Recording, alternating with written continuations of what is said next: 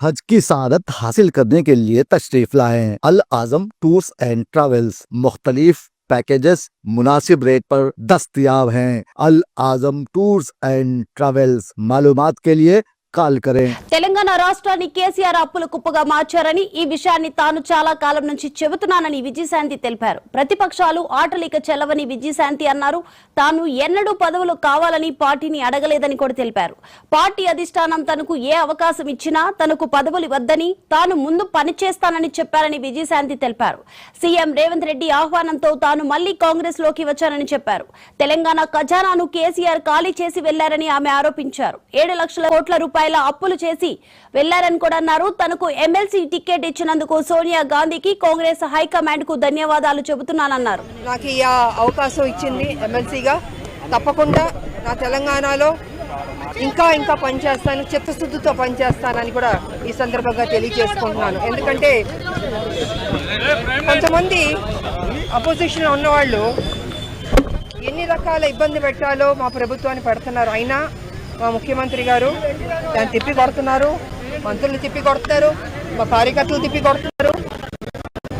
వీళ్ళ ఆటలు చెల్లవు. ఎందుకంటే 7 లక్షల కోట్లకు అప్పుకెళ్ళిపోయింది ఈ రాష్ట్రం. ఎవరి వల్ల అంటే కేసీఆర్ గారి పుణ్యం అంటూ. మరి ఇంత 7 లక్షల కోట్లకు అప్పుకెళ్ళిన రాష్ట్రాన్ని సెటిల్ చేయాలంటే డెఫినెట్గా టైం పడుతుంది. ఓవర్ నైట్లో అది అద్భుతాలు జరగాలంటే కుదరదు. ఖజానా మొత్తం ఖాళీ చేశాడు. మేము మా ప్రభుత్వం తప్పకుండా మొత్తం తెలంగాణ ప్రజలకి వాగ్దానం చేస్తాం, మంచి స్కీమ్స్ తీసుకొచ్చాం, చేద్దాం అనుకుంటున్నాం. కానీ ఇక్కడ ఖజానా చూస్తే మొత్తం ఖాళీ చేస్తారు. అయినా ముఖ్యమంత్రి గారు కింద మీద పడన్నా దానికి ఫుల్ఫిల్ చేయాలి. ఏ ప్రామిసెస్ చేస్తాం మనం తెలంగాణ ప్రజలకి అది ఫుల్ఫిల్ చేయాలన్న ఒక దృఢ సంకల్పంతో, మంచి మనసుతోటి ఆయన మ్యాక్సిమం ట్రై చేస్తున్నాడు.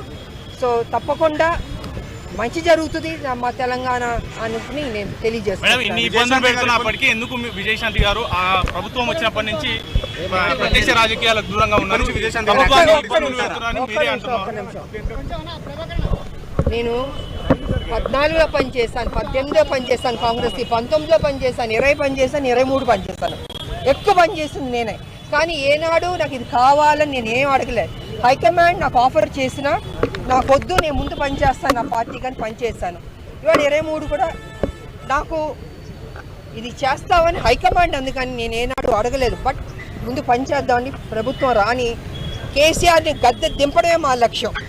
అందుకే ఇన్ని సంవత్సరాలు మేము ముందుకు వెళ్తూ ఉన్నాం, పోరాడుతూ ఉన్నాం. అదేవిధంగా ముఖ్యమంత్రి గారు కూడా అమ్మ రావాలని ఆయన కూడా నన్ను ఆహ్వానించారు. సో ఆయన ఆహ్వానం మేరకు నేను కాంగ్రెస్ పార్టీలో మళ్ళీ తిరిగి రావడం జరిగింది. అండ్ 23 ఎన్నికల్లో నేను ప్రచారం చేశాను, పనిచేశాను. పార్టీ హైకమాండ్ ఎప్పుడు ఏ నిర్ణయం తీసుకుంటుందో, ఎప్పుడు ఏం చేయాలనుకుంటుందో, ఎవరికి ఏం బాధ్యత ఇవ్వాలనుకుంటుందో అది ఇస్తుంది. దాని తగ్గట్టు మనం కొంచెం ఓపిక పట్టాలి. ఎందుకంటే ఒక ప్రోటోకాల్ ఉంటుందండి. ఎవరు పడితే వాళ్ళు బయటకు వచ్చేసి ఇష్టంగా మాట్లాడటానికి కుదరదు ఇక్కడ.